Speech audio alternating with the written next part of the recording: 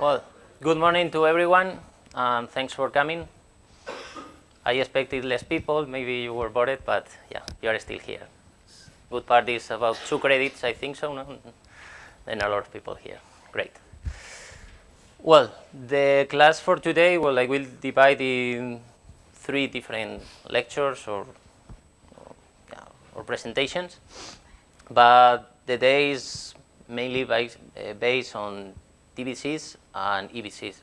I don't know if you know what is this. Somebody knows? No? Well, I will show you. Obviously, it's thermal barrier coatings or environmental barrier coatings. That is for high temperature application. If you want to protect, for example, metals against a high temperature, you need this kind of materials, okay? Well, obviously, yesterday we did this introduction about ceramics and clean or green energy generation. Today, as I told you, thermal barrier coatings. And Friday more about ceramic matrix composites. Thursday, ultra high temperature ceramics and matte faces like novel materials. And Friday, lightweight structures and manufacture techniques. Well, today, this first presentation, I structured it in a really short introduction about the concepts to really know what is these TVCs and EVCs. Really short comments about how it works with the Brayton cycle. Then we'll continue with the turbines, and in more details about the thermal barrier coatings and EVCs, and some composites, how to protect them. Well, as you see here, a lot of text, don't worry. But what is a thermal barrier coating, okay? The important thing of a barrier coating is exactly that one. Try to insulate the components, okay? Because, for example, here in the gas turbines, on several components in an engine or in a car, if they suffer a lot of heat or a lot of temperature, of course they will melt. Then that you need is to produce a thin layer about ceramic with low thermal conductivity in order to protect, okay, your metal, that it suffers less temperature. Okay, that is exactly that one. Try to work at high temperature, but that your material, your structural material, suffer less temperature. Typical example of that one are like turbine blades. I will show you a couple of examples. The combustor cans or combustor chambers, the nozzle, everything that you generate heat, you need to protect, because at the end, okay, ceramics are great, telling you great properties, but okay, they are brittle, and of course, when you are in a plane, you don't want that it fails with a crack, okay? Then we need metals. And the only possibility, at least until now, is use these TVCs to reduce the temperature and can work in a really high temperature, okay? As I told you, TVCs are characterized by a very low thermal conductivity. Of course, if you have your material and you put a protection and it transfer all the heat, okay, why do you put that? Okay, that we need is to insulate the material. Then it has a really low thermal conductivity, and obviously that it will be great. It's a really high temperature gradient. But okay, we will try to reduce it, or at least to handle that to avoid that it cracks. Typical material for the TVCs is the yttria stabilized zirconia, otherwise said, but yttria stabilized zirconia. Due to different reasons, but also good mechanical properties, but due to the resistance to thermal shock and thermal fatigue, because of course in a turbine you start to room temperature, you heat, then the landing, again cooling, again heating, cooling, and then you need also to survive that. It's not only one cycle. I will show you in the next presentation how it's deposited and different techniques. And also, about that, obviously it's a problem in the thermal barrier coatings because we have our metal component, high temperature, the thermal expansion of the metals, probably you know, are really large, and the and the coefficient thermal expansion of the ceramics, so for example the yttria stabilized zirconia, is really low. Then that you will have when you heat, of course, is a lot of stresses there. Also, additionally, Normally, the joining between metals and ceramics are really bad. Okay, it's not like maybe two metals and you welding or something like that. It's quite hard to do it. And that is typical to use is a bond coat, that is called. Okay, that is normally a super alloy based on nickel or cobalt because they withstand really high temperatures. And this bond coat it's used in order to accommodate the residual stress when the temperature increase. Just to mention that these thermal barrier coatings are mainly for metals. We will see now what happened with the ceramics, but these one are more for metals. On the other hand, we have the environmental barrier coatings.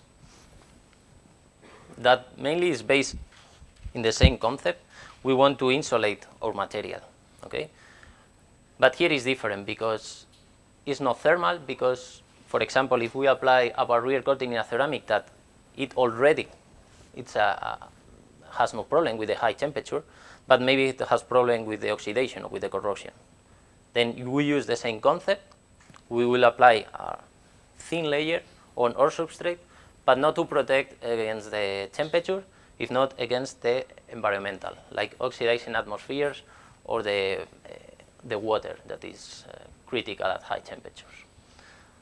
That is exactly that one, in order to operate under harsh operating conditions. Okay, I think what was with you yesterday, we were talking about one problem, for example, I don't know if you remember, it was like 5 or 6 years ago, one volcano in Iceland, and then, well, it was not possible during, I think, 1 week or a few days, operate with flights in Europe, and was exactly that reason, because the ash for the volcano attacks the barrier coatings, and then the metal was directly there, and then could be a really big failure. For that now, the people from this event in Europe, they put a lot of money, big companies like Siemens, for example, and is working in materials, in these environmental barrier coatings, in order to work under harsh conditions, because the temperature was the same. The problem was the attack to the barriers. Okay, well, it's exactly that I put here, because obviously these metals can be corroded, and then it's a catastrophic failure. And well, if this bottle fails, okay, it's not a big problem, but if I'm in a plane, I prefer that it works. Okay. Well, I think this part of the test is more or less like the same. The idea is to prevent and to enhance, of course, the operating efficiencies. I mean, to protect and that you keep your material as it starts. Okay. And well, as I mentioned, the thermal barrier coatings was produced mainly for metals, but the environmental barrier coatings are mainly produced to use in ceramics materials. Well, more text and text and text, but don't worry, I will not focus on that part because we want to focus on the TBCs. But well, what is really the target of the TBCs is mainly to use in gas turbine, not only in flights, but also for the generation of energy, because, well, it's how it works, but mainly it can be summarized in, if you increase your temperature, you increase your efficiency. And at the end that we want is increase the efficiency, it's obvious. Then, well, it's the Carnot cycle or the last slide that I will show you. Basically, always is based on that. If you can increase your temperature, you will improve your efficiency. And obviously, it's always the term of cost and money, and we should work on that direction. Well, as I told you, everything is controlled at this high temperature by the Brayton cycle. That is a thermodynamic cycle that describes how it's working with the constant pressure in an engine. Okay. Again, I don't want to focus on these kind of schemes or formulas, but in general, that we want is go further in temperature. Now we are limited inefficient by the temperature, and we should work on that. Okay, and the only possibility is ceramics. But again, ceramics are problematic, are really brittle, and then there are a lot of work to do. Well, as I told you, obviously, well, depend of the pressure and a lot of things, how it works. You increase your efficiency, and obviously, if it depends of the temperature of your of the gas that is introduced in your turbine, also your efficiency increase. But I think this is relatively obvious, and I will not focus on that. Yeah? And now, as I told you, mainly the turbines are really the target of these TVCs. I mean, there are really big markets surrounded all these kind of structures, and I don't know if some of you now know how it works, a turbine. Probably yes. I suppose that nobody wants to explain, then I will do it, but you have idea or not? Or, yeah? Probably some of you even better than me. I mean, it's just to explain, okay? Basically, well, obviously this is like the cross section. Your air enter here, start the pressure to do this, the rotation and start to increase the pressure of the air. Some part of the air also enter by this bypass. This is critical, but of course I will not go in detail because I have no really idea, but you should control an optimum ratio between this air and the air that is entered. But the important thing for us is here, is when you introduce your gas with a really high pressure in order to generate the heat. And then here there are a lot of heat and a lot of thermal stresses, okay? After that, again, obviously the pressure is released, and then you can move in the other direction, okay, through this expansion of the gas. Here as well, in this exhaust jet, there are a lot of heat that is, like I mentioned yesterday, not in a plane, of course, because it's impossible, but if you are in a gas factory, for example, all these exhaust gases can be recovered to use, for example, in this air that is incoming. If this is preheated, then the efficiency of all the system will be higher. Well, here one gas turbine in more detail, okay. Now it's exactly in the other direction, okay.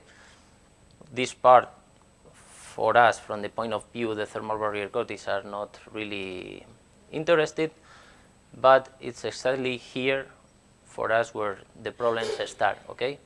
This is the combustion chamber. Here is where the gas is burned, okay, and after that, from here, from these guide vanes that of course are at really high temperature, from this part to the end, there is a lot of heat, and as you see, obviously, practically everything is done in metals, and they should be protected. Same thing in the cars. Practically, everything is done in metals. Of course, the ceramic engine is like a dream. There are people working on that, but I think it's practically impossible. Of course, also the lightweight from the ceramics are really important in cars, but could be different. And well, there are also some components that should be coated against the temperature. For example, one example here, even it's not using TVCs, but in the brakes, maybe some of you likes the Formula One. Well, I'm not a big fan, but in really high-class cars and these Formula Ones, these components are typically ceramics, but well, in your cars or in my car, well, this one is metal because I mean it's cheaper, okay? But the properties that has these ceramic brakes are better than the metal ones, but it's only a problem of cost. Here other example, this one is a gas turbine, but not in an aeroplane, it's for the energy production. Then in that case, we can use the gas, the exhaust gas to preheat, but it's basically totally in the same concept. We'll compress the air, a combustion chamber here, we burn out, and we will move our turbine.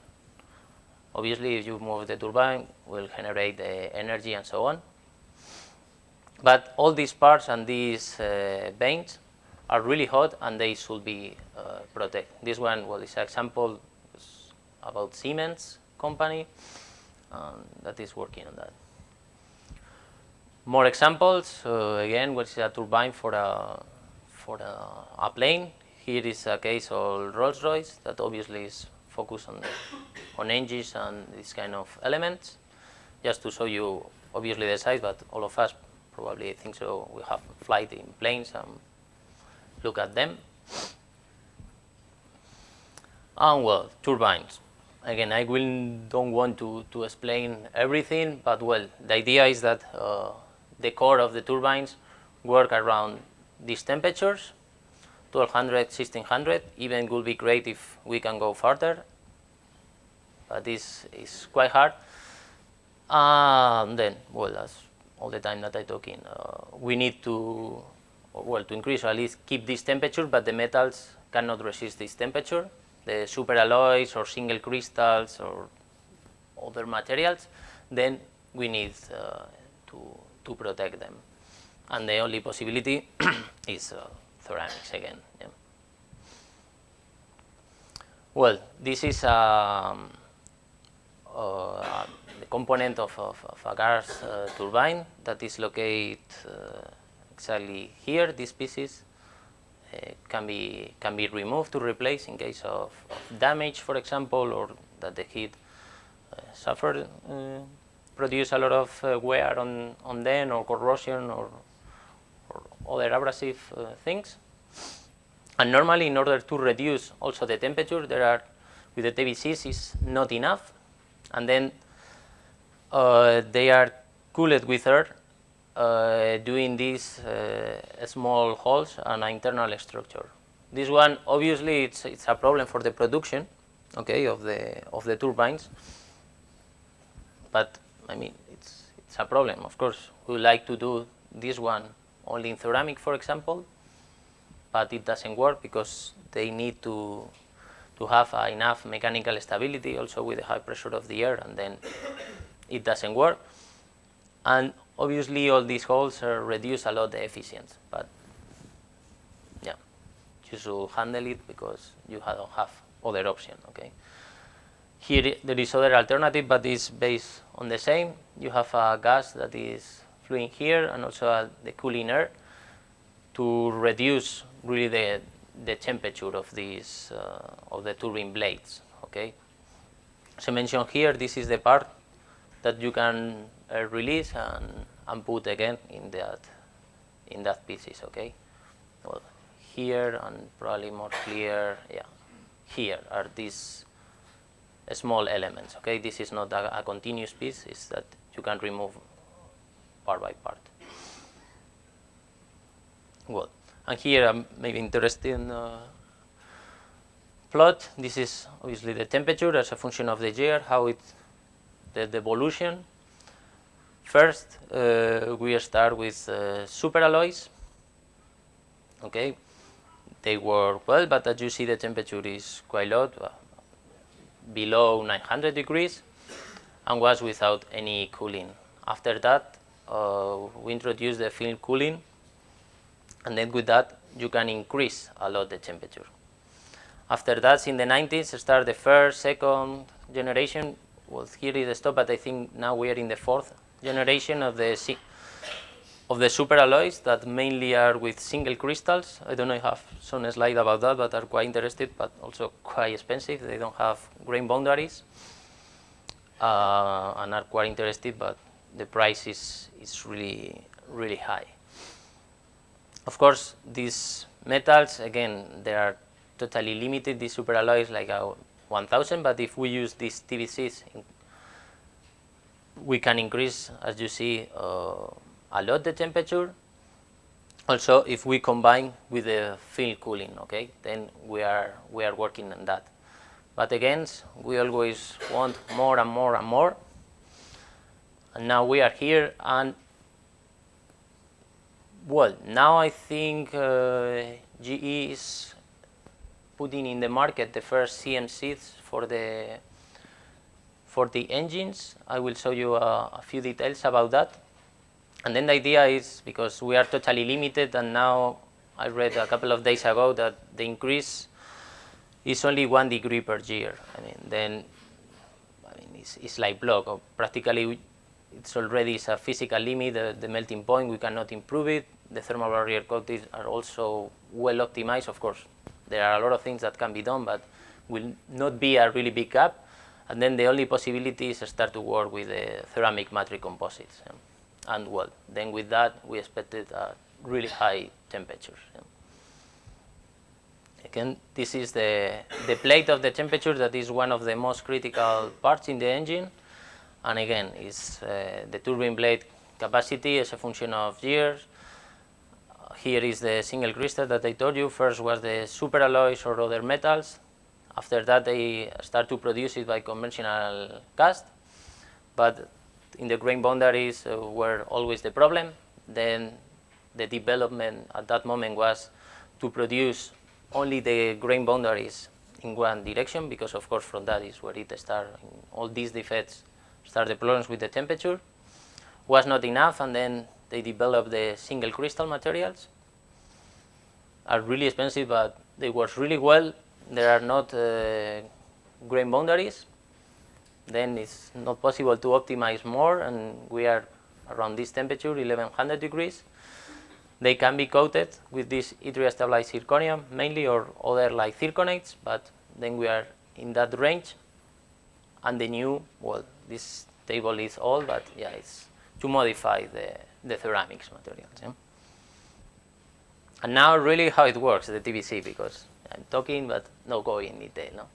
This is the principle of the barrier coating. Here you have your substrate, could be the turbine blade, could be whatever you want. We have the bond coat that I explained to you, that is to join the substrate with the thermal barrier coating, the TBC, and at the end you have the TBC. Obviously, the thermal barrier coating is in contact with the high temperature or with the source. For example, here the hot gas, okay, will block, reduce, and on the other hand, because at the end the temperature of the substrate is also high enough to melt or decrease the properties, on the other hand is through a cooling channels, this substrate is cooling. Okay, then the gradient in this system on terms of temperature is really high. And here is a graph that I think is quite interesting to show exactly that. Here is the thermal barrier coating that suffers around this temperature, 14 degrees or 1350 degrees. And obviously it's constant, it suffered that. And after that, there is a drop. Well, this one has around 300 microns, the thickness. This one is smaller, like 150. Obviously, depending on the thickness, the temperature starts to decrease around 900 or 950. That is the temperature that the superalloys can work. And after that, obviously, a gradient within the substrate. Okay, but then in just less than 500 microns or around 500 microns, we can reduce the temperature from this temperature to this temperature that I think is quite high for just 400 degrees. Okay, as I told you, the typical material I will show you another ones, but the typical is the yttria stabilized zirconia that here you cannot see. Yeah, this is the thermal conductivity that obviously we need a really low thermal conductivity. Also, I will show you, because in order to decrease more and more, this one is a porous structure to reduce the thermal conductivity. And well, this one is the diffusivity. Okay. On the other hand, the bond coat that normally are based on these metal alloys, nickel or chromium alloys, has obviously a higher thermal conductivity, but also it helps to release the thermal gradients. Here one example, in order that you really want to see where it works. This piece is that I show you all the time. Like example, this turbine blade here is to remove it or to put in. And here is the blade with this shape because it's optimized. And this here. Here is the hot gases that goes in that direction. We have the barrier coating. Here, the zirconia well, it can be between 100 and 500 microns, more or less. After that, we have the bond coat, and we have our substrate, okay? After, I will tell you about this one that you see here, this TGO, and why it's formed, and this is totally critical when we create these barrier coatings, because it's through the oxidation, but I will show you later. Then in what we should focus or not, obviously increase the efficiency, go to higher temperatures, and also this CMAS, that I told you for the volcano in Iceland, but in general is obviously for all the volcanic ash, or also in the desert, for example, with the silica from the sun. This is completely critical in all the flights, and well, we should work in that direction because they corrode our thermal barrier coating, and then all the hot gas is directly in contact with our substrate. Well, also we should work in reduce the cycle lengths, because now, well, the turbines is not only working to go to higher temperatures and to bigger ones. Now the direction is also on flexibility. That we want is to use different materials that maybe work during the day and not during the night, or the opposite. We need to do a cycle, and then the materials should supply this possibility. Well, that is exactly here, sorry, this full flexibility, and obviously the reliability. We don't want that it fails. And here is the example, and where I will talk you about the TGO, okay? Again, we have here our hot gas, also even with velocity impact here, and we have our porous thermal barrier coating. That, well, here, as you see, is bigger, depend the final application, but it's, well, the external layer. And this is the three things that it should have. As I mentioned at the beginning, obviously low thermal conductivity. We don't want that this temperature goes directly so fast through the superalloy or substrate. It should be protected. To do that we will do is that this material, it's a porous structure, okay? It's totally required.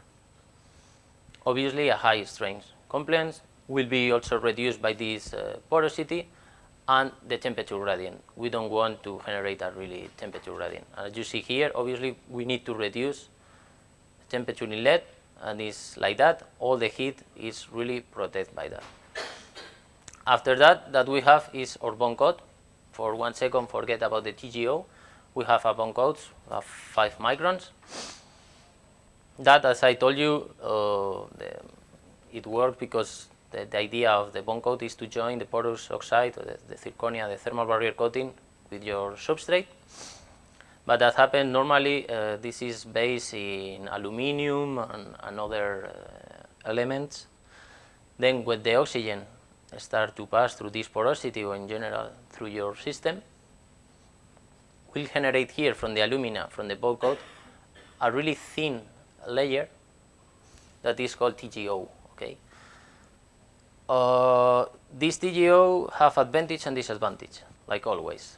Of course, it will be block the continuous pass through the oxygen, because the alumina is a really good protecting against the oxidation, but will generate cracking, and that this layer start to be depleted, okay? And this obviously is totally bad, yeah. And at the end, that we have is our superalloys, that obviously the thickness can be as you need, and we should protect it because also it can be suffered, of course, for the high temperature, creep and cycle fatigue, and we should protect. And again, the cooling air, okay. Again, one example here, just to show you here again the decrease in the temperature, okay. The barrier coating decrease a lot. This TGO also decrease because it's the alumina. The bond coat doesn't decrease because it has a really high thermal conductivity, and after in the substrate is a little bit reduced by the cooling that is added externally. This cooling, as you see, well, these gaps are also to reduce the weight, but are mainly to introduce the cooling. in the future, we will see if we work with ceramic matrix composites, well, we will not need this load of the cooling, and then we'll increase the efficiency. And here, well, again, one of the samples here, the TBC, tends to be porous. I will show you in the next presentation, are raised in these pillars. They improve the resistance, okay? Well, and here that I want to show you is a couple of examples. Maybe if you look at that, you see that these microstructures, well, first of all, because maybe if not you are lucid, this is a cross section, okay, of the TBC. Yeah, you cut it and you observe in the microscope. If you look at that, well, look really bad, really high porosity, several cracks. In principle, it doesn't work, but it should be like that, okay? It should have a lot of porosity, but control, of course, it cannot be continuous in order to avoid the oxygen, but should be like that also to reduce obviously the thermal conductivity and the elastic modulus, okay? And here, well, a couple of examples that on real pieces, I mean, it's like that. This is a combustion chamber, and all these pieces are coated, as you see here, with the TBC. The zirconia is typically white. I don't know if you have seen that one.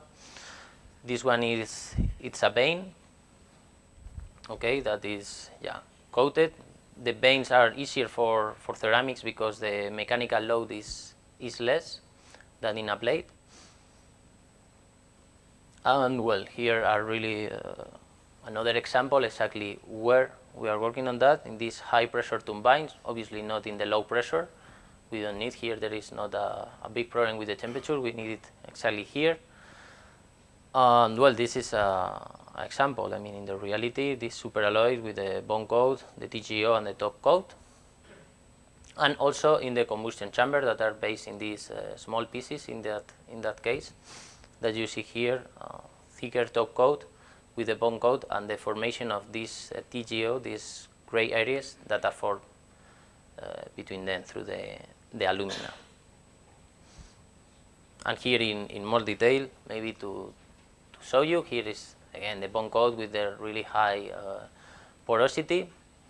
It's like surrounding. After that, I will show you that it can be oriented and then it's improved.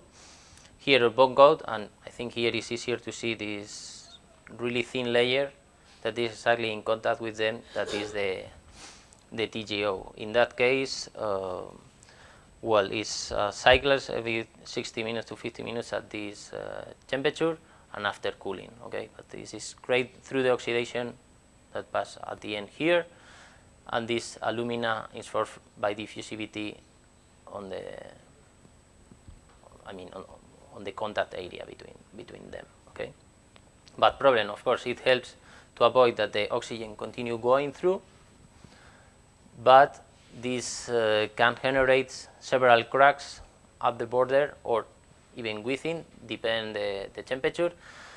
If it's a low temperature surface, it can happen these cracks. On the other hand, if it's a really high temperature, that happens is the problem is inside the thermal barrier coating. There are other mechanisms, of course, but this is only as a function of temperature, okay? Here one example.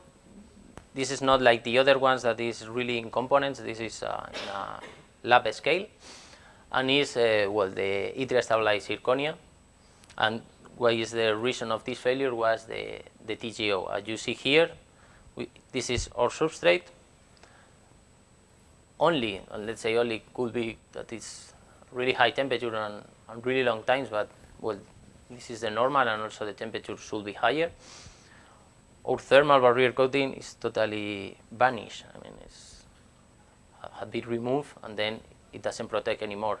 And if you go to the CM, cut it, do the cross section, and analyze, you see that this TGO grows massive because, well, here you see that is really small, okay? And this is the barrier coating, and it's totally attacked, and it fails, and at the end that you have obviously the deflection of that. Yeah. Then obviously the TGO protect, but also can work in the opposite direction. Here is how the TGO evolutes with the number of cycles. Here with 25, it's good. The thickness is not so high. Also, is here depends on a number of cycles at this temperature, 1150 degrees, and the stress that is generated. But this bond coat, as you see, depends on the number of cycles, grows, and grows, and that happened at the end. Well, I don't know if you can see well, but here, I mean, start to be a really big gap, and of course, at one moment that you have enough gaps, your barrier coating will be released. This is exactly so here. For example, in that cases, well, it can survive up to, well, even less than 200 cycles. Okay. Well, and here some mechanisms that how it fails. Again, we have our barrier coating and our bond coat, but this blue area corresponds with the alumina, with the TGO. Okay. Here is one example to summarize, but here is a micrograph on a specimen with 4 possible mechanisms that there are that wire produce this crack that at the end will be critical.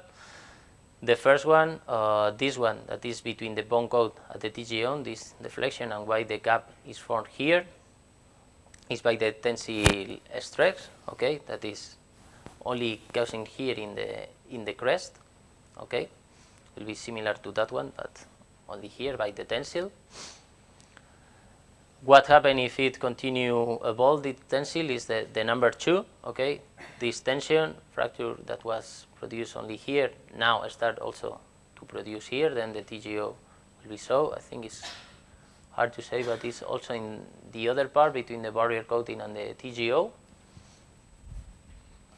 And now, yeah, the tension evolutes also in your thermal barrier coating, and like it's a porous structure, it's really brittle, start also to create by this tension, and also in the cooling compression here, but this one in tension, cracks within our thermal barrier coatings. Well, I think it's difficult to analyze because as I told you, it's already porous and with micro cracks, but well, probably they assume that that one was created by that. And the fourth one that is really critical because pass through the bond coat, breaks the alumina layer, the TGO, and goes to the bond coat. Then also it can create here a perfect pass through the oxygen to continue oxidizing the bond coat. Yeah, here is a third when this TGO grows a lot. Okay. Here more examples in detail, okay, about the tension and the number of cycles that you produce. Here one example, and here really pictures, but well, the idea is that you should have in mind in this general overview is that depending on the temperature and the number of cycles, it will start to create gaps, okay, and that creates, well, by different reasons, but yeah, the gaps can create or here or on the other hand between the bond coat here, okay.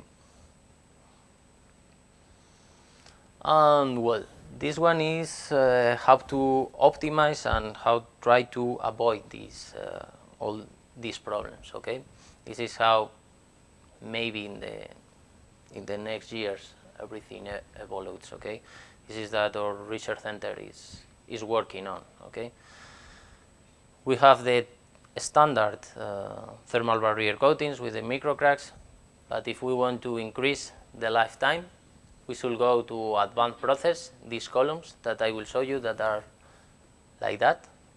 They improve the oxidation. I will show you later. Okay. Instead that the porosity is like randomly, this one is creating these columns. Okay. That is these advanced bond coats. And also, well, one possibility is modify. Instead to continue using the yttrium stabilized zirconia that the limit was like 11, 1200 degrees, is to use, for example, zirconates, gadolinium zirconates that works really well. Okay. If, well, now in the other direction, if we just want to increase the temperature capability, then there is the possibility to create a double layer of TBC. First, one external, another thermal barrier coating, the TGO that is always formed, and your bone coat. Okay, but here that you have it too, it's more difficult in processing, more stress, but well, in general also you can reduce the thermal gradient. Okay, then it's much better, but more expensive. And now in the direction that I told you, like additional features, because well, this CMAS is a really big problem. As I told you, not only maybe here in Europe when like a volcano starts, but also, for example, in South Arabia or in other countries that is in the middle of the desert. They have a lot of problem with that. And also now trying to introduce additional functionalities within your thermal barrier coatings. The idea is to add some particles, okay, in that case silicon molybdenum, silicide molybdenum, and in that case the idea is that when it cracks start, break our layer and go to the alumina cell, and then creates the oxidation, okay, here for the oxides and so on, and then the crack is stopped, okay. We will see if it works. There are a few projects about that, but we would like to go in that direction, that the cracks are stopped through this incorporation of different components. This one is already done in polymers materials, but at room temperature. And then the idea is to transfer this idea at a really high temperature process. Of course, it's more complex, but it's good work. Yeah. Yeah. Yeah, sure. This one? They are inside the alumina cell. No, here is, well, here is the alumina cell, like it's protecting. Okay, and here is the molybdenum.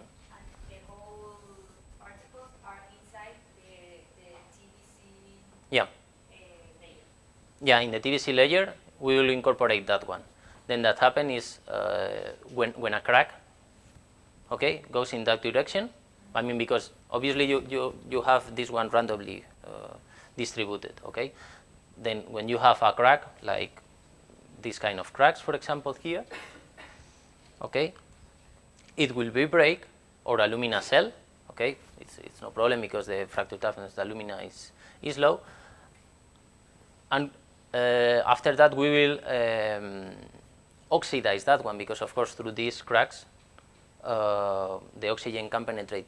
And here that the idea is to play with the thermal expansion of the oxidation that you increase. Okay, it happened also. I think I will show you in the ultra high temperature ceramics. When you have a pores and you generate, for example, a liquid or a volume expansion through the oxidation, that you do is that you block the crack. Okay. I mean, it's like you fill your crack with the oxide.